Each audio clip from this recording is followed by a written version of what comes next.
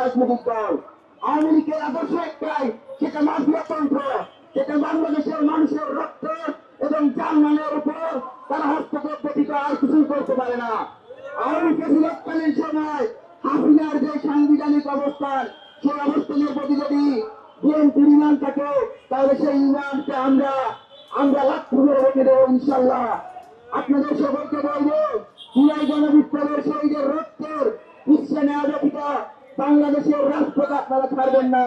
BNP যদি ভাবে তারা অনেক ক্ষমতাসীন হয়ে গেছে, তাহলে তারা দুধ স্বপ্ন দেখছে। শেখ হাসিনার দীর্ঘ 17 বছরের তিলে তিলে করা সাম্রাজ্য আমরা মাত্র 36 দিনে ফেলে দিয়েছি। আপনাদের 36 ঘন্টা লাগবে না ইনশাল্লাহ।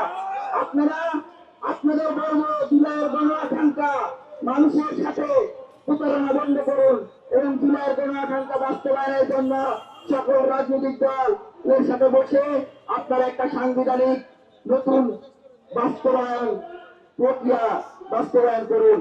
আমার বক্তব্য শেষ করছি। মুসলিম